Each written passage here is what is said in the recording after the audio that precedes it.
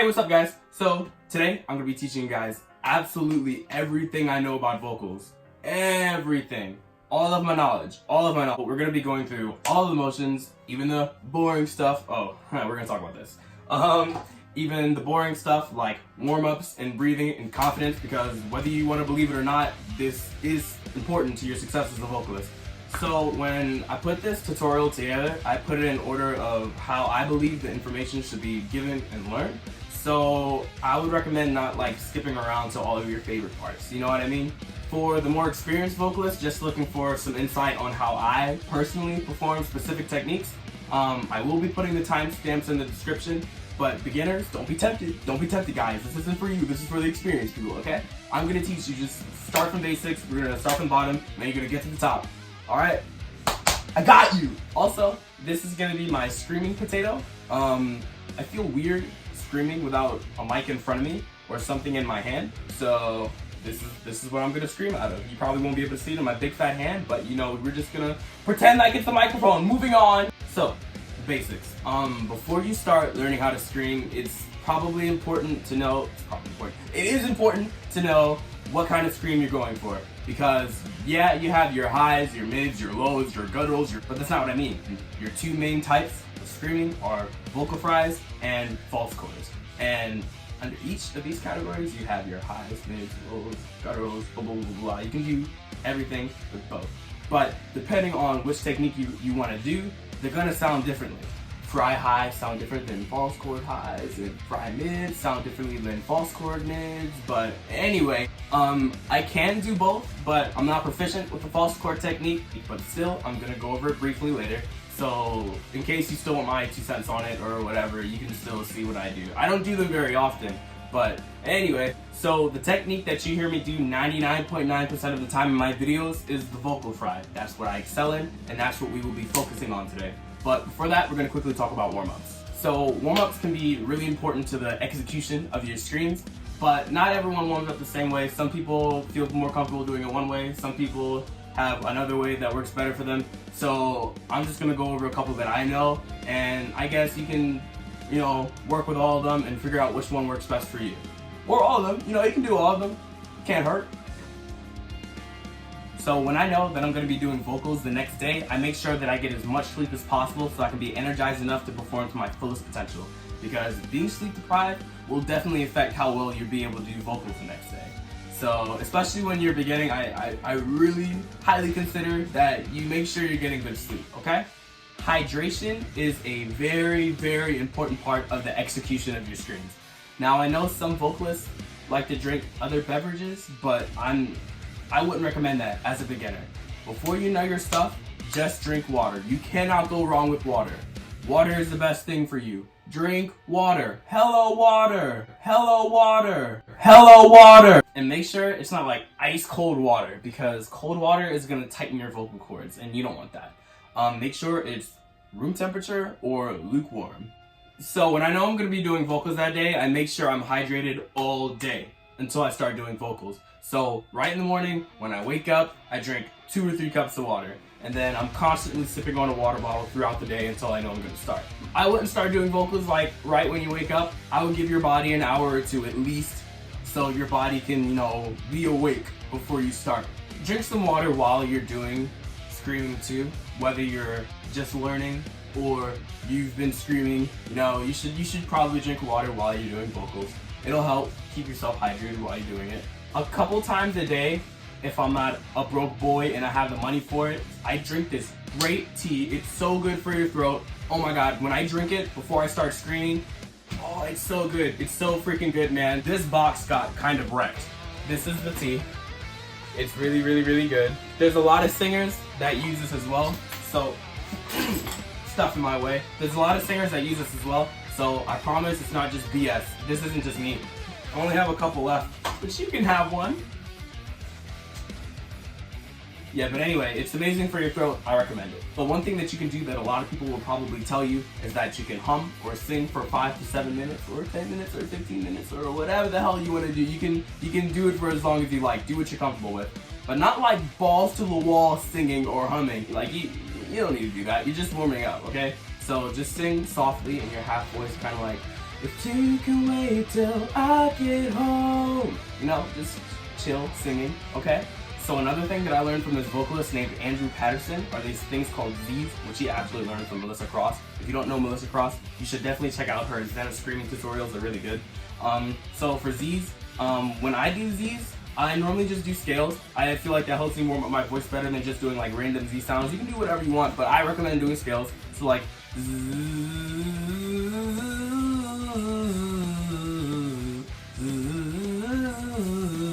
I probably look so ugly right now. Another thing that you can do once you're a little more experienced with screaming, so this one's not really for the beginners, is sort of scream while warming up.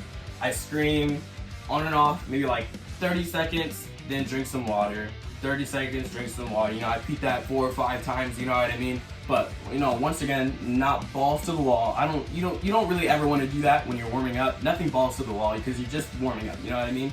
You just want to sort of kind of do it a little loosely, like, raw, raw, raw, raw. I don't know, I can't think of any lines. Raya the Screamo Negro! Sort of loosely like that. Maybe do a couple of ranges like Raya the Screamo Negro! Raya the Screamo Negro! I don't actually scream like that, just so we all know. You're gonna hear me scream later in the video, okay? So no judgment yet. So, now we're moving on to the next topic of breathing and projection. So, these two things are so important. Nobody likes a whisper screamer, you know? It's called screaming for a reason. Nobody wants to hear rah, rah, rah, rah, rah, rah, rah, rah. You know what I mean? Like, it's forceful, it's loud. Now, there are some techniques that are just innately quieter than others, but we'll go over that later. Here's what I want you to do. I want you to lay on your back. I want you to place one hand on your stomach and one hand on, goodbye screaming potato, and one hand on your chest while you're laying on your back. When you're actually doing vocals, you never want to sit down or lay down because you won't be able to project properly. We're just doing this so you can start to feel your diaphragm when you're not used to it. So once you're laying on your back, I want you to take a big breath in and try visualizing the air going past your chest and straight into your stomach. Your chest should remain still or nearly still, while your stomach should rise and fall with every breath in and out. This is called diaphragmatic breathing. Diaphragmatic breathing is important so you can maximize your air and breath control. Now, when you're expelling that air while you're doing vocals, your stomach should tighten or contract. This is projection in action. Projection is going to be one of the most important things you learn as a vocalist. To me, this is the most important, especially when you're beginning. I always hear so many people, they come to me and they show me their vocals and they don't project. It's not really screaming if you're not projecting. That's like the key thing. You need to project. The way I learned to feel that happening, and you can lay down for this if it makes you feel more comfortable, or you can stand up, it doesn't really matter. I think that no matter what you do, you'll be able to feel it. So put your hand on your stomach, whether you're laying down or standing up, and just go ha, ha, ha, ha, ha. And you should feel it contracting, whether you're consciously doing it or not. Ha, ha. I'll try turning to the side. Maybe it'll help you see it better. Ha, ha, ha, ha, ha, ha, ha. Got it? Alright, that's how you use your diaphragm to project. I want you to breathe and push always while doing vocals. Always. So, moving on, vocal fries. Vocal fries are the more raspy sounding scream. It's sort of hard to explain, but maybe sort of think of it as the sound a frying pan makes when you make it bacon. You tend to hear vocal fries much more on the lighter side of metal. Not that you can't make that shit sound heavy, because you can if you practice. You can do vocal fries and still be a heavy vocalist. You have Dan Watson, who's been in Enterprise Earth and Infinite Annihilator, and I'm almost positive that he uses vocal fries for all of his techniques. And his vocals are heavy as fuck! So, have you ever heard of The Grudge? It's a horror movie. There's a creature in it that makes a certain sound, and I want you to try to imitate it. I'm gonna come closer to this so you can hear me. It's like, We're just gonna call this the grudge noise for obvious reasons. This sound that you're gonna make is the basis of a vocal fry scream, and from here on out, you're gonna build on this to form a real scream. So the next thing that I want you to do, and I'm sorry if I explain this kind of bad, I'm gonna do my best, it's a little difficult to describe, but you're gonna wanna add more airflow to that grudge sound that I told you to make. While you're trying this out, make sure that you're using the diaphragmatic breathing that I taught you. Use that muscle to push out the sound. You don't need to push hard yet. So it's like,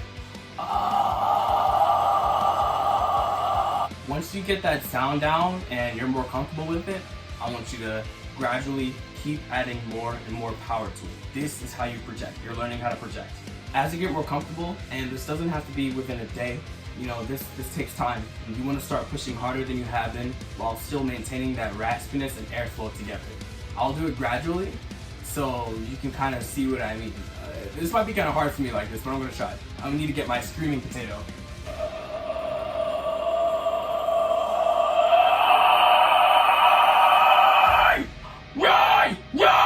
Distraction! Run! Now, please do not be frustrated if you can't get this the first try. You very likely won't. I can 99.999% guarantee you that you won't.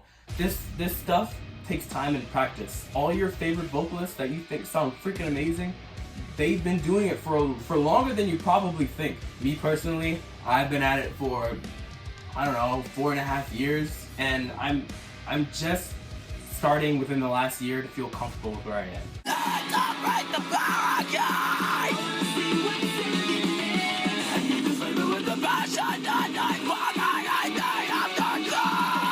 So here's where we're going to say something kind of cheesy. Confidence is one of the main things that'll get you to where you want to be. You can do it. Anybody can do this. If you're really passionate and you really want it and you practice, you're going to get there. You can get there. Just practice and be patient. So at first, I really just want you to practice your mid-scream. And if you're doing what I taught you, your vocals are probably going to start off as such. So many people want to start with super high screams and super low screams and gutturals, but I really don't think that's the way to go. You need to start from the basics and work your way up. And I think that mid-screams are the most basic. So the last thing that we're going to do in part 1 is go over false chords. As I said before, I'm not really adept in this area, but I still may be able to teach you how to do it. If you already know how to do fry screams, this may be exceptionally harder. I have noticed in my years as a vocalist that once you know how to do either false chords or vocal fries, learning the other is a lot harder. So what remains the same is breathing and use of diaphragm.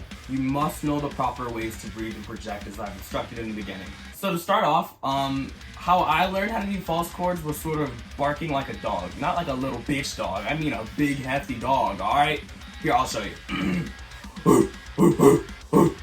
See, not very hard to do. So then I want you to try to make this other sound. I've heard people describe it before as when your parent asks you to do a chore and you don't want to do it, so you're just like, you know what I mean? Maybe it don't sound exactly like that, but I want you to try to make it sound exactly like that. So once you get those two down, I want you to try doing them together. My best friend Skylar, as you may remember from our cover of Escapist by Oceans in Alaska, she describes the sensation as sort of whispering but with more power. This is actually a great way to put it because that is essentially what it feels like. And since she does excel with false chords, I would take her advice on it. So I'll try to demonstrate it to you here. I'll start off with the barking sound to sort of mix in that sound to it. So I can do it gradually for you and you'll maybe understand. So here we go.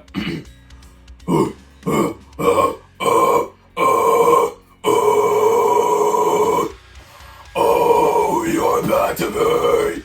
We're the young orators. That is the best that I can do. Now, there are many other false chord techniques and ways to perform them than what I've gone over in this. But unfortunately, that's all the knowledge that I have on them and I can't help you very much with them.